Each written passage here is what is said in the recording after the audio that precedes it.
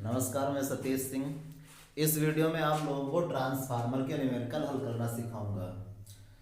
Transformer के numerical इसके पहले वाले वीडियो में भी आपको समझाए जा चुके हैं। आप एक बार उस वीडियो को देखेंगे तो इस वीडियो के जो न्यूमेरिकल होंगे ज़्यादा समझ में आएंगे। ट्रांसफार्मर के न्यूमेरिकल सॉल्व करने के लिए आपको बस केवल दो फार्मूलों का यहाँ पे यूज करना होगा, NS upon NP equal to VS upon VP और इक्वल टू में IP अपान में IS। जैसा कि इसके पहले वाली वीडियो में बताया जा चुका है, उसे आप देख लीजिए। NS का मतलब होता है ट्रांसफार्मर की द्वितीय कुंडली में फेरों की संख्या। ट्रांसफार्मर में दो कुंडलियां होती हैं। आपको मालूम है कि ट्रांसफार्मर दो प्रकार के होते हैं, एक ऊंचाई ट्रांसफार्मर होता है और एक अपचाई ट्रांसफार्मर होता है। तो ये जो ट्रांसफार्मर होते हैं इसमें दो कुंडलियां होती हैं। एक को हम लोग प्राथमिक कुंडली कहते हैं, ये जो ऊपर वाली बनी है ये प्राथमिक कुंडली होती है, इसको हम P से लिख सकते हैं। और जो नीचे वाली कुंडली होती है इसको हम द्वितीय कुंडली कहते हैं, इसको हम यहाँ पे सेकेंडरी यानी S से लिखेंगे। जो प्राथमिक कुंडली होती है इसमें वोल्टेज या धारा को निवेश किया जाता है और जो द्वितीय कुंडली होती है इससे धारा बाहर निकलती है। तो इसी पर आज के न्यूमेरिकल होने वाले हैं और ये बहुत इंपॉर्टेंट होते हैं। आपको भी मालूम होगा कि कोई भी एग्जाम होता है इंटर का फिजिक्स का, तो उसमें ये क्वेश्चन जरूर आते हैं। तो सबसे पहला क्वेश्चन आज का है कि ऊंचाई ट्रांसफार्मर में प्राथमिक तथा द्वितीय कुंडली में फेरों की संख्या का अनुपात 1:10 है। एक ऊंचाई ट्रांसफार्मर है। ऊंचाई ट्रांसफार्मर के बारे में आप लोग जानते ही होंगे कि एक ऐसा ट्रांसफार्मर होता है जो निम्न विभव की प्रत्यावर्ती धारा को उच्च विभव की प्रत्यावर्ती धारा में बदलता है, यानी लो वोल्टेज को हाई वोल्टेज करता है। तो हम इस वैल्यू को नोट करेंगे। इसमें लिखा प्राथमिक द्वितीय कुंडली में फेरों की संख्या का अनुपात दिया गया है। तो प्राथमिक कुंडली में जो फेरों की संख्या होती है उसे NP से लिखा जाता है। NP से यहाँ पे लिख लिया। अनुपात दिया गया है तो अनुपात को हम बटे में लिखना चाहिए। तो प्राथमिक और द्वितीय कुंडली में फेरों की संख्या का जो अनुपात है, ये प्राथमिक में फेरों की संख्या, ये द्वितीय में फेरों की संख्या, और ये जो बटे का निशान होता है ये अनुपात का होता है। तो इन दोनों का जो अनुपात इस क्वेश्चन में दिया है वो लिखा है 1:10।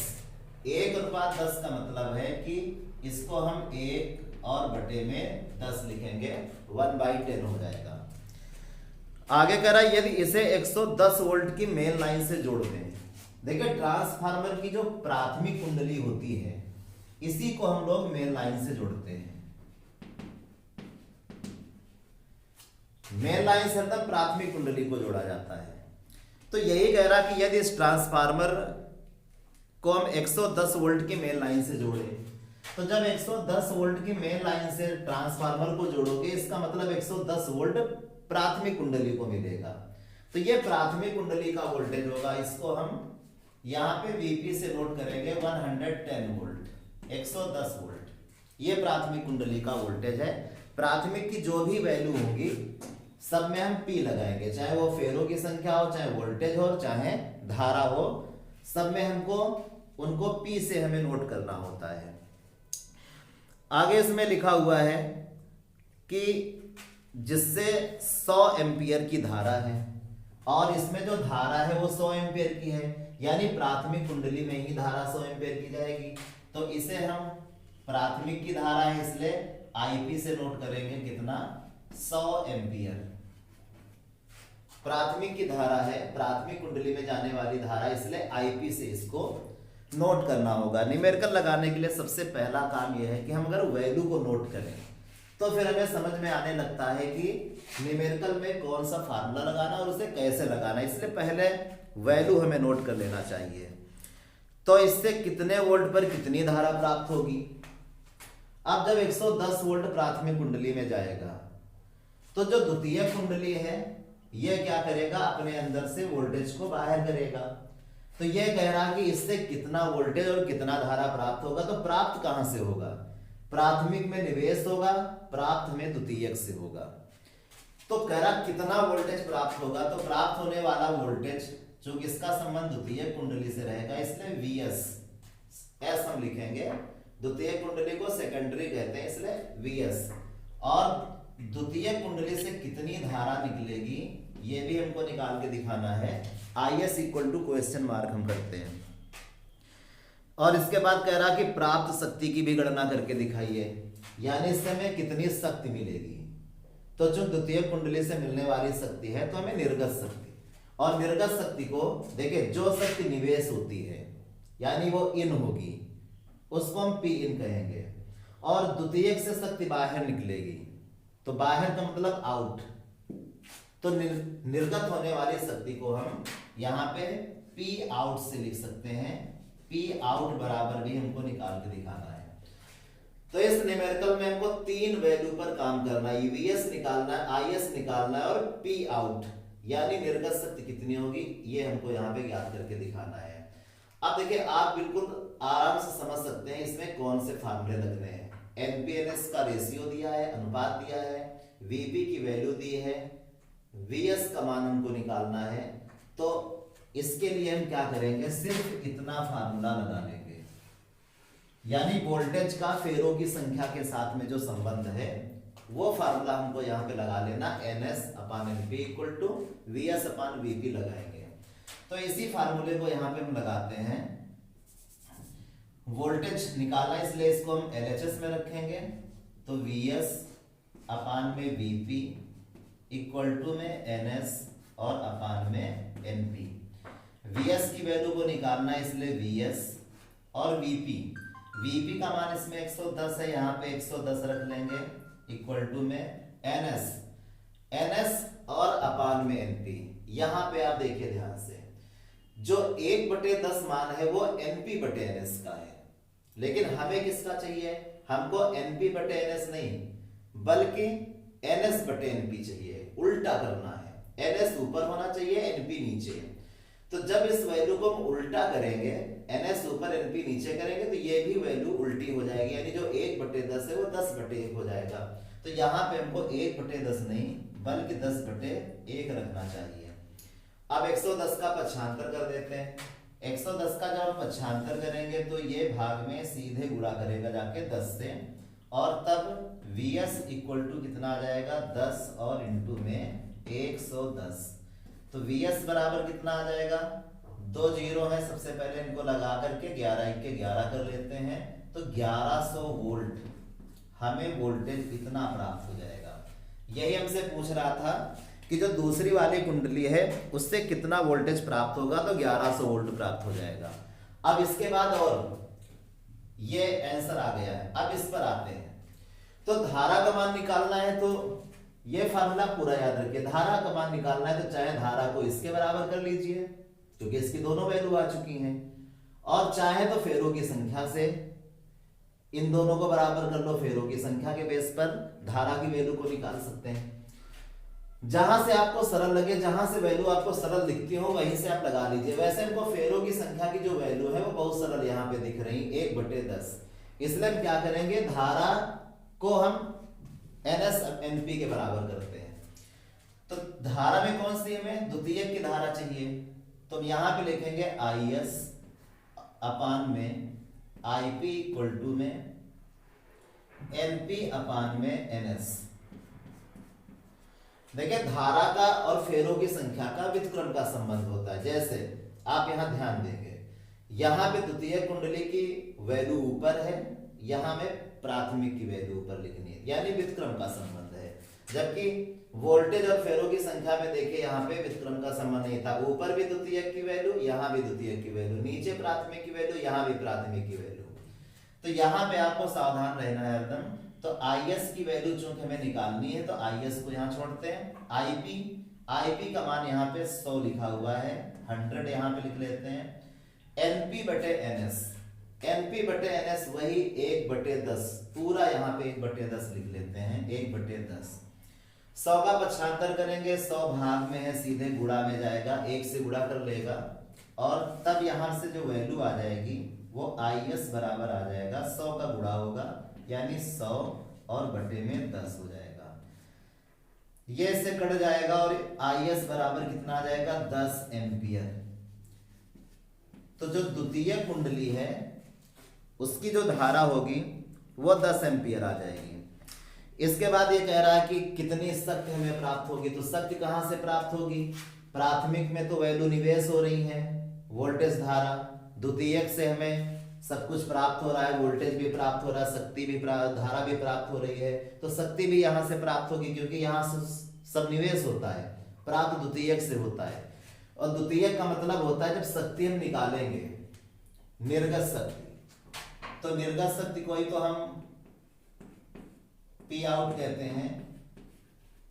तो निर्गत शक्ति निकालने के लिए हम यहाँ पे पी आउट, अब शक्ति के जो फार्मूले हैं वो इसी लेसन में भी पढ़े हो या और भी लेसन है जिसमें शक्ति के फार्मूले बताए जाते हैं।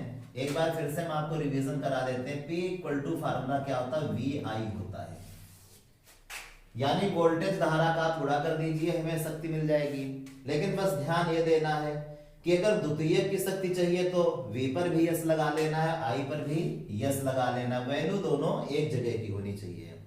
अगर निवेशी शक्ति निकालना है तो प्राथमिक में निवेश होती तब यहाँ पे VP और IP लिखना होता है। तो हमें तो निर्गत शक्ति निकालनी जो कि वोल्टेज द्वितीय कुंडली से निकलती है, तो वोल्टेज और धारा का हम यहाँ पे गुणा करेंगे, लेकिन लगा लेंगे यहाँ पे S, क्योंकि जो निर्गत शक्ति होती है वो द्वितीय की शक्ति होती है, सेकेंडरी S।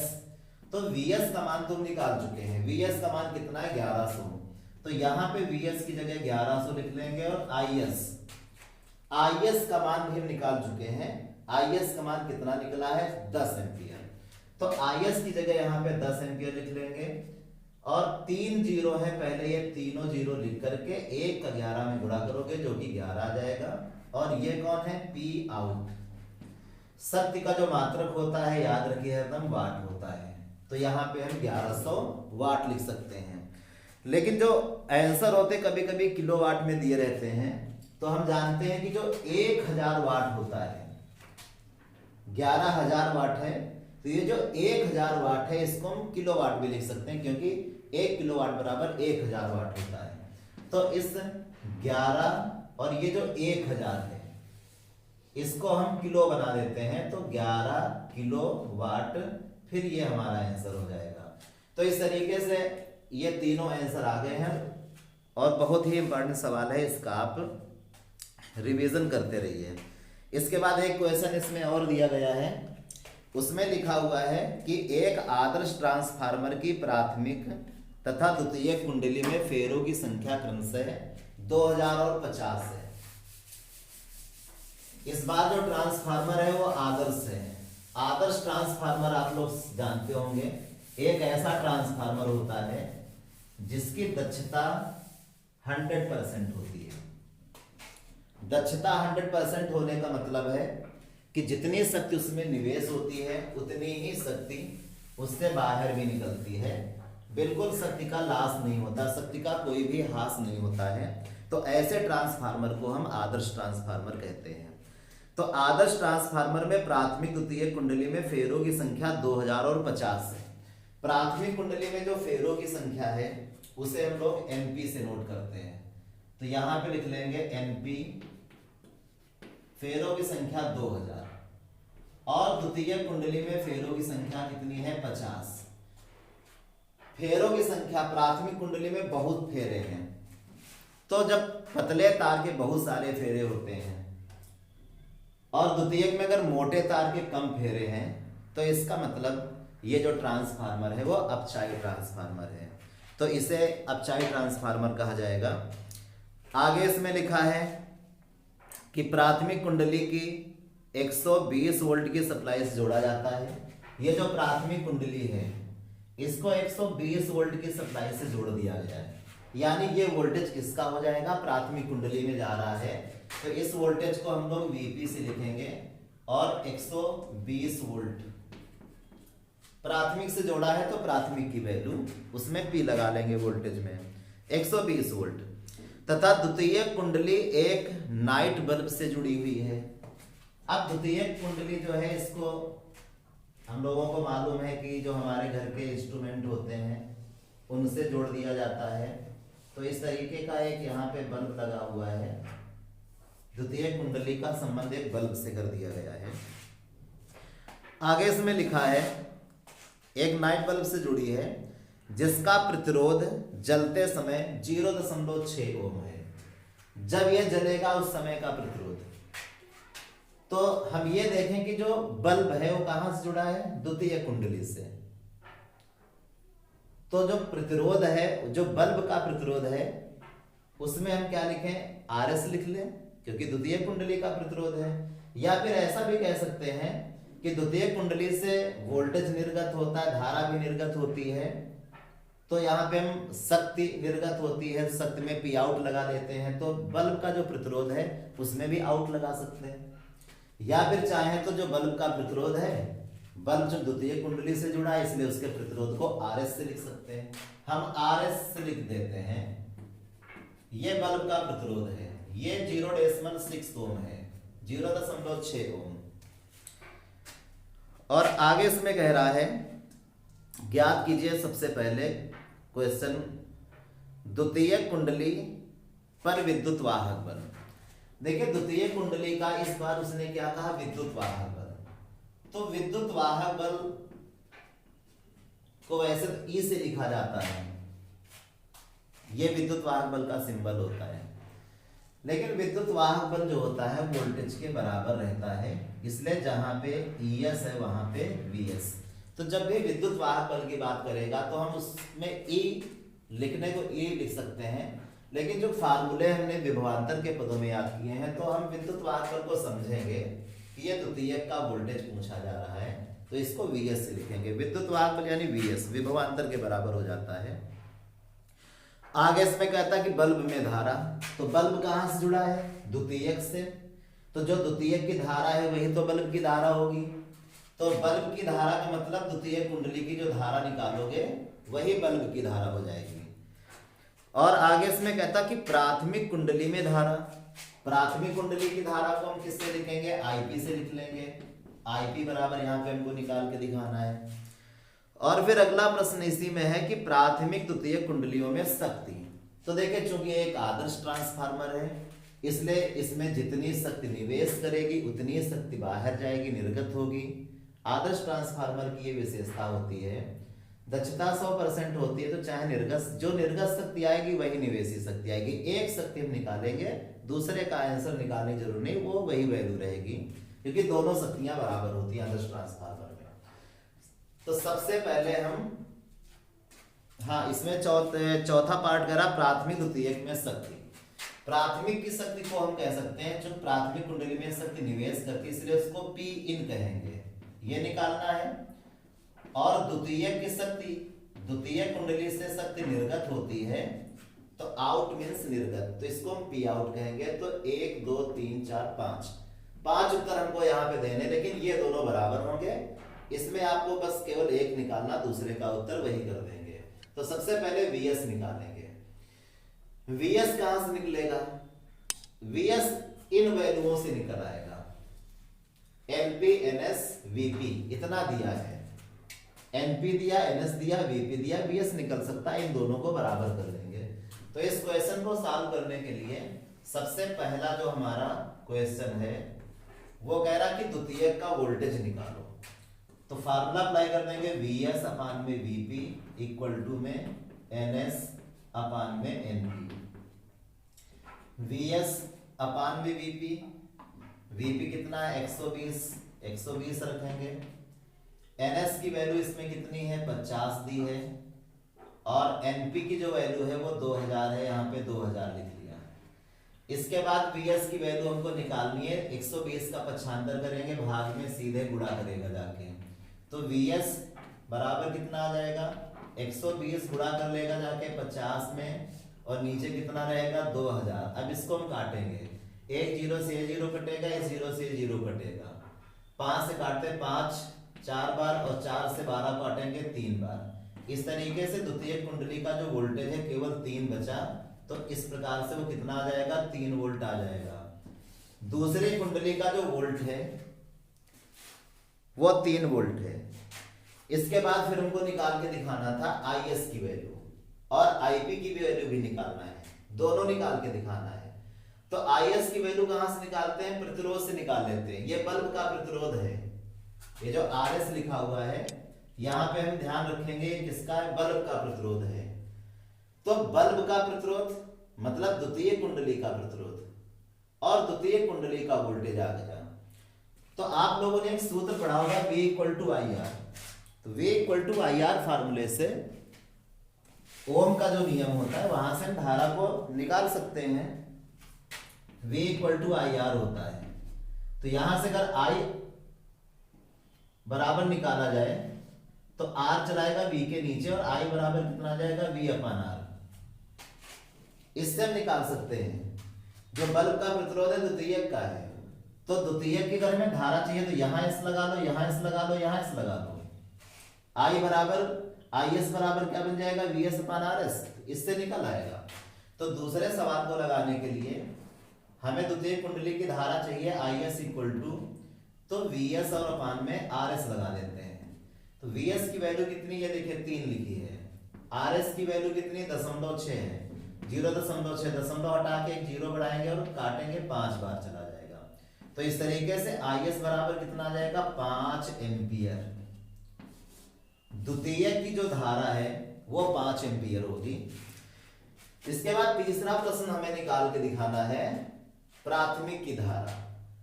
तो प्राथमिक की धारा, द्वितीय की धारा आ चुकी है, प्राथमिक की धारा निकालना तो हमारे पास कई फार्मूले हैं। चाहे तो IPIS को हम NSNP के बराबर कर दें या IPIS को VSVP के बराबर कर दें, कहीं से भी निकाल सकते हैं। तो तीसरे सवाल का उत्तर देने के लिए हमें प्राथमिक की धारा चाहिए।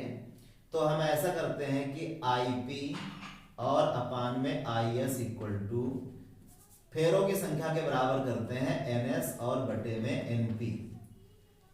इनकी वैल्यू रखेंगे तो IP की जो वैल्यू है कितनी है वो निकाल के दिखानी है।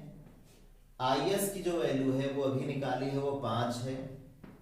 इसके बाद NS की जो वैल्यू है वो इसमें 50 दी गई है, 50 रख लेते हैं। और NP की जो वैल्यू है वो 2000 है, यहाँ पे 2000 रखेंगे। हम 5 का पक्षांतर करेंगे, 5 भाग में सीधे गुणा करेगा जाके। तो यहाँ पे जो वैल्यू निकलेगी IP की, IP इक्वल टू 5 ऊपर गुणा कर लेगा 50 में, तो 5 का 50 में गुणा हो जाएगा और बटे में क्या रहेगा, 2000। ये 0 इससे कटेगा, 5 से काटेंगे, 5 4 जा 20, 0 रहेगा। फिर 5 से काटेंगे, 5 8 जा। इस तरीके से IP बराबर कितना आ जाएगा, 1/8, 1/8 आ गया है। अब इसका आप भाग कर सकते हो। सबसे पहले दशमलव लगा के यहाँ 10 बना लोगे, 8 के 8 बनेगा, 2 बचेगा, 8 दूनी 16 और इतना आ जाएगा। तो IP बराबर 0.125 एम्पियर। ये इतनी धारा आ गई, ये द्वितीयक की धारा है। इसके बाद एक आंसर हमको यहाँ पे और देना है 4 नंबर पे। ये कह रहा था कि निर्गत और निवेशी शक्ति निकालनी है। तो ट्रांसफार्मर कैसा है, आदर्श, इसलिए दोनों क्या रहेंगी, बराबर। तो चाहे P इन निकाल लें चाहे P आउट निकाल लें, दोनों को बराबर कर देंगे। तो यहाँ पे लिख देंगे, सबसे पहले हम निवेशी शक्ति निकालते हैं। तो निवेशी शक्ति जिसको हम लोग P इन से प्रदर्शित करेंगे। शक्ति निवेशी कहाँ होती है, ट्रांसफार्मर की प्राथमिक कुंडली में शक्ति निवेश करती है। तो P बराबर सूत्र क्या बताया गया था, P बराबर VI होता है, V और I। और चूंकि इनका मतलब क्या है, निवेश, प्राथमिक कुंडली में वैल्यू शक्ति निवेश करती है, तो ये दोनों वैल्यू कहाँ की होनी चाहिए, प्राथमिक की होनी चाहिए। अब VP का मान इसमें कितना है, VP का मान इसमें अभी तुरंत निकाला गया था, ये VS का मान है। VP का मान ये लिखा हुआ है 120 वोल्ट। तो VP की जगह हम यहाँ पे लिख लेंगे 120 वोल्ट। IP प्राथमिक की धारा वो यहाँ पे दी गई है 0.125। इन दोनों का गुणा करेंगे, आंसर आएगा 0 पहले लगा लेते हैं, 12 का 5 में 60 और 12 का 2 में 24, 6 30 हो जाएगा, 12 और 15 बन जाएगा। दशमलव 3 अंक बाद लगाएंगे तो यहाँ पे आ जाएगा। इस तरीके से 15 वाट, यानी 15 वाट शक्ति क्या होगी, निवेश होगी। ट्रांसफार्मर आदर्श होने की वजह से जितना निवेशी शक्ति आई है उतनी ही निर्गत भी शक्ति आएगी। तो यहां पे लिख लेंगे इसलिए निर्गत शक्ति का जो मान रहेगा वो भी 15 वाट रहेगा। तो ये चारों उत्तर इस तरीके से निकल आते हैं। बहुत ही अच्छा सवाल है और बहुत ही आसान सवाल है। इसके बाद आगे का जो क्वेश्चन है वो हम कराते हैं। ट्रांसफार्मर के क्वेश्चन आपको मालूम है कि हर साल एक प्रश्न आपके बोर्ड एग्जाम में आता है, इसलिए इन प्रश्नों की बहुत अच्छी प्रैक्टिस होनी चाहिए। आगे का जो प्रश्न दिया है, एक अपचाई ट्रांसफार्मर पर जिसकी प्राथमिक द्वितीय कुंडली में फेरों की संख्या 20:1 है। तो प्राथमिक कुंडली में फेरों की संख्या, फिर अनुपात दिया है, ज्यादातर सवाल में अनुपात दिया रहता है। प्राथमिक कुंडली में जो फेरों की संख्या है एनपी से लिखेंगे, द्वितीय कुंडली में फेरों की संख्या को एनएस से लिखेंगे। अनुपात की बात कर रहा है इसलिए दोनों वैल्यू को बटे में लिखा जाएगा। यह कह रहा कि 20/1 है, तो यहाँ पे 20 और बटे में 1 कर लिया, 20:1 को 20/1 कहा जाएगा। आगे कहा जब 250 वोल्ट का निवेशी वोल्टेज लगाया जाता है, देखिए निवेशी 250, तो आप समझ चुके होंगे कि वोल्टेज निवेश कहाँ होगा, प्राथमिक में।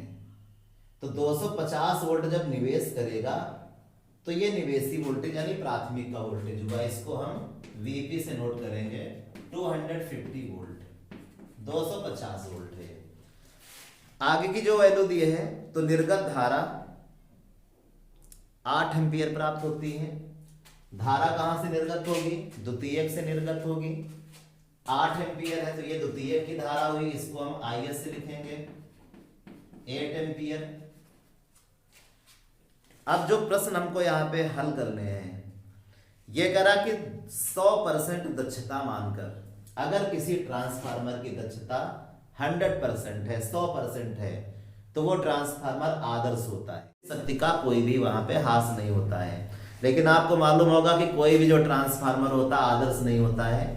केवल न्यूमेरिकल में क्या होता है, बातें होती हैं आदर्श ट्रांसफार्मर की। अगर आदर्श ट्रांसफार्मर कोई होगा तो इस तरीके का होगा, लेकिन आदर्श ट्रांसफार्मर संभव नहीं है।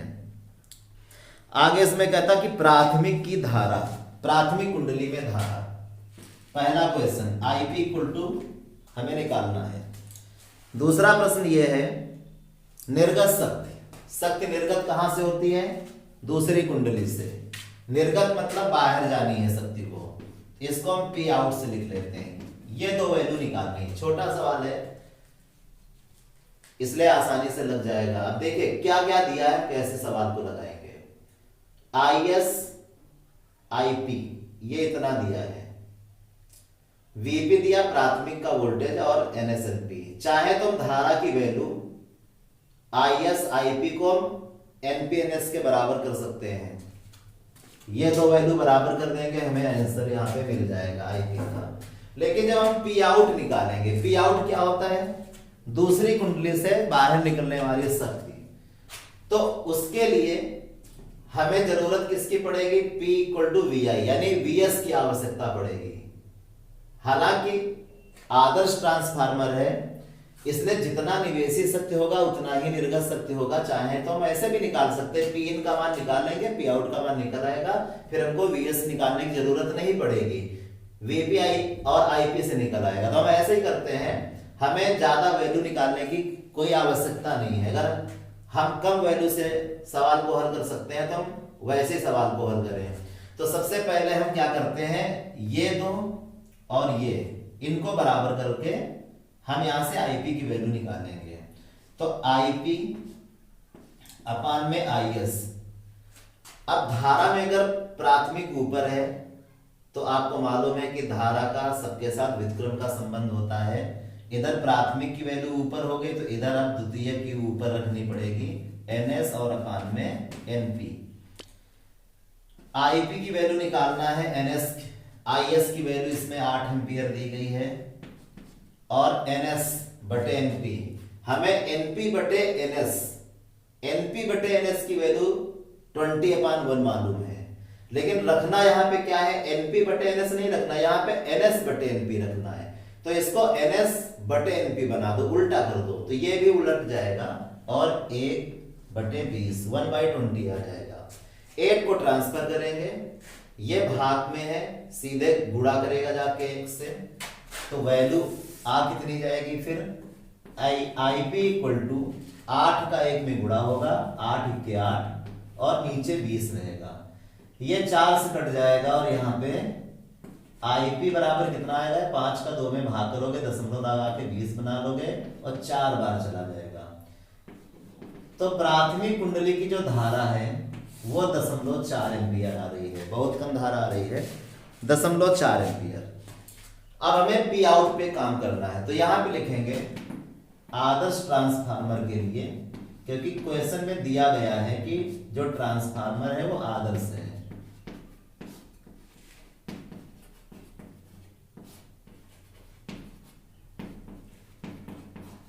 आदर्श ट्रांसफार्मर के लिए निर्गत शक्ति का मान निवेशी शक्ति के बराबर होता है। निर्गत शक्ति बराबर होगी निवेशी शक्ति के। निवेशी शक्ति का मतलब होता है प्राथमिक कुंडली में निवेश करने वाली शक्ति। तो शक्ति का जो फार्मूला होता है वो क्या होता है, V और I, यानी वोल्टेज धारा का जो गुणा होता है, गुणनफल होता है, वो शक्ति के बराबर होता है। निवेशी शक्ति प्राथमिक की शक्ति होती है, तो इसमें हम P और P लगा देंगे, यानी Vp और Ip का गुणा करके हम निर्गत शक्ति को निकाल सकते हैं। तो Vp की वैल्यू कितनी है, Vp की वैल्यू 250 है, यहाँ पे 250 रखेंगे 250, और Ip की वैल्यू कितनी 0.4 है। अब इनका गुणा रह गया है तो इसका 0 हो जाएगा, 4 का 5 में 20 हो जाएगा और इतना आ जाएगा, 0.1 अंक बार लगा लेंगे तो आ जाएगा 100 वाट। इस तरीके से जो निर्गत शक्ति है कितनी आ गई, 100 वाट आ गई है। लास्ट में एक क्वेश्चन इस वीडियो का और कराते हैं, तो आज के वीडियो में 4 प्रश्न हो जाएंगे और इसके आगे का जो वीडियो रहेगा उसमें भी हम ट्रांसफार्मर के भी क्वेश्चन और कराएंगे। तो इस तरीके से आपको ट्रांसफार्मर के सभी प्रश्न मिल जाएंगे। तो इन्हीं में से कोई एक प्रश्न आपकी परीक्षा में जरूर आएगा। चौथा प्रश्न इस वीडियो का यह है कि एक अपचायी ट्रांसफार्मर संचरण लाइन वोल्टेज को 2200 वोल्ट से 220 वोल्ट करता है। तो एक ट्रांसफार्मर ऐसा है जिसको 2200 वोल्ट दिया जाता है, प्राथमिक में 2200 वोल्ट का निवेश हुआ और उसने कर क्या दिया, उसको 200 वोल्ट में बदल दिया। इसका मतलब वोल्टेज उसने कम किया है। तो जो ट्रांसफार्मर वोल्टेज को कम करता है उसे हम अपचायी कहते हैं। उच्च वोल्टेज को निम्न वोल्टेज में इसने बदल दिया, 2200 को 200 में बदल दिया, तो यह अपचायी ट्रांसफार्मर हो गया। तो जो वोल्टेज निवेश हो रहा है वो प्राथमिक का वोल्टेज, इसको हम Vp से लिखेंगे। Vp की जो वैल्यू इसमें दी गई है कितनी है, 2200 वोल्ट दी गई है, ये 2200 वोल्ट है। ट्रांसफार्मर ने उसको 200 वोल्ट बना दिया है, तो वोल्टेज 200 कहां से निकलेगा, द्वितीयक से निकलेगा। तो ये द्वितीयक की वैल्यू हो गई, इसको Vsc लिखेंगे यहाँ पे 200 वोल्ट, ये द्वितीयक कुंडली का वोल्टेज है। आगे इसमें कह रहा है 200 नहीं है, 220 वोल्ट है, ये 220 वोल्ट में इसको बदल देता है। आगे इसमें वैल्यू है प्राथमिक में फेरों की संख्या 5000 है। तो प्राथमिक फेरों में, प्राथमिक कुंडली में फेरों की संख्या को हम एनपी से नोट करेंगे, 5000 फेरे हैं, 5000 वैल्यू है इसकी। ट्रांसफार्मर की दक्षता 90% है। ट्रांसफार्मर की दक्षता को ईटा से लिखते हैं और वो 90% है, 90% है। बहुत इंपॉर्टेंट सवाल है ये। ज्यादातर जो क्वेश्चन देखे गए हैं आपके यहाँ बोर्ड एग्जाम में वो दक्षता वाले ही क्वेश्चन आते हैं, जिसमें 90% और कभी कभी 80% का भी क्वेश्चन आया है। कई बार 80% के क्वेश्चन आ चुके हैं। तो ये 90% का जैसे क्वेश्चन सॉल्व होगा वैसे ही 80% का भी सॉल्व होगा। हमें करना क्या होता है, ये जो दक्षता की वैल्यू इसमें 90% दी गई, पहले परसेंट के साइन को हटा देते हैं, प्रतिशत हटाएंगे। जब प्रतिशत का निशान हटाते हैं तो बटे में 100 हो जाता है। प्रतिशत का मतलब होता है 100 से भाग लेना। 0 से 0 कट जाएगा और ईटा की जो वैल्यू है वो 9/10 आ जाएगी। सबसे पहला काम यही करेंगे कि जब भी दक्षता प्रतिशत में दी जाएगी, हमें प्रतिशत में वैल्यू को नहीं रखना है, उस वैल्यू को हम प्रतिशत का निशान हटा करके इस तरीके से भिन्न के रूप में ले आएंगे, इस फ्रैक्शन की फॉर्म में लेकर आएंगे उसे। जब ये भिन्न का रूप हो गया तो आगे कह रहा है कि निर्गत शक्ति 8 किलोवाट है। निर्गत शक्ति कहां से शक्ति निर्गत होती है? द्वितीय कुंडली से 8 किलोवाट।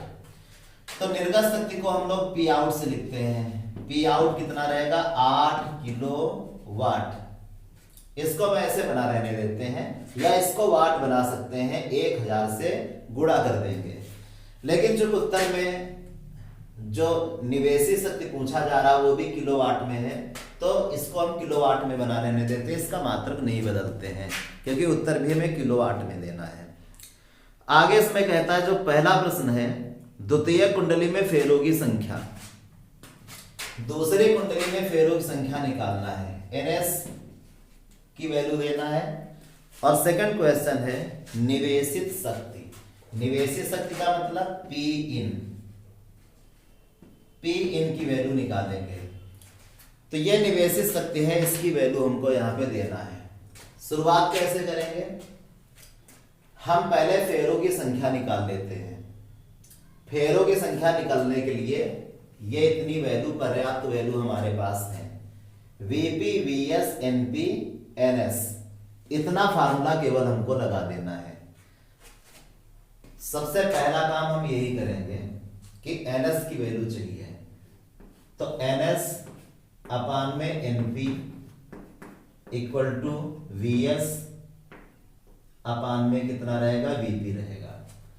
एनएस की वैल्यू कितनी है निकालना है? एनएस की वैल्यू हमें एनपी यानी प्राथमिक में फेरों की संख्या, ये 5000 है, तो यहां पे 5000 रखेंगे। और वीएस की वैल्यू कितनी है? 220, तो यहां पे 220 रखते हैं। और वीपी की वैल्यू 2200 है, यहां पे 2200 रखते हैं। वैल्यू बहुत आसान है, इनको काट लेते हैं। पहला काम ये करते हैं कि इस 5000 का हम पक्षांतर करते हैं, ये सीधे गुणा करेगा जाके, तो एनएस बराबर कितना आ जाएगा? 5000 और इंटू में 220, यहां पे रहेगा 2200। अब 0 से 1 0 ये कटेगा, इस 0 से ये 0 कटेगा, 22 से 22 कट जाएगा, केवल 500 बचता है। इस तरीके से द्वितीयक में जो फेरों की संख्या है वो 500 आ जाएगी। 500 आ गई। अब आगे कह रहा कि निवेशित शक्ति निकालिए, तो निवेशित शक्ति और दक्षता दी गई है, तो इस सूत्र को हम लगा देते हैं। दक्षता का जो फार्मूला होता है निर्गत शक्ति और बटे में निवेशित शक्ति, ये सूत्र यहां पे लगाएंगे। दूसरे सवाल के लिए ईटा इक्वल टू निर्गत शक्ति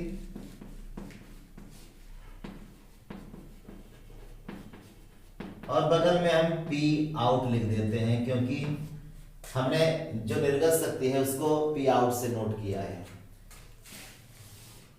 और इसके बाद नीचे हर में रहता है निवेशित शक्ति। शक्ति निवेश कहां होती? प्राथमिक कुंडली में, इसको हमने पी इन कह दिया है। अब वैल्यू हमको दी ही गई है पी आउट की, इसको यहां रखेंगे, ईटा की वैल्यू यहां रखेंगे, आंसर आ जाएगा। ईटा की वैल्यू कितनी है? ईटा की वैल्यू 9/10 है, इसके नीचे 9/10 रखते हैं। निर्गत शक्ति पी आउट 8 किलोवाट है, 8 यहां पे रखते हैं। और निवेशी यानी पी इन हमको निकालना है, ये निवेशी शक्ति निकालना है।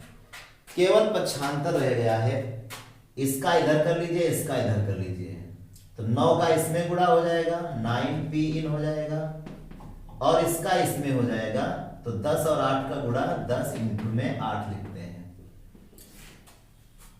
तो यहां पे कितना आ जाएगा? 9 पी इन मतलब निवेशी, 10 का 8 में गुणा 80 बनेगा।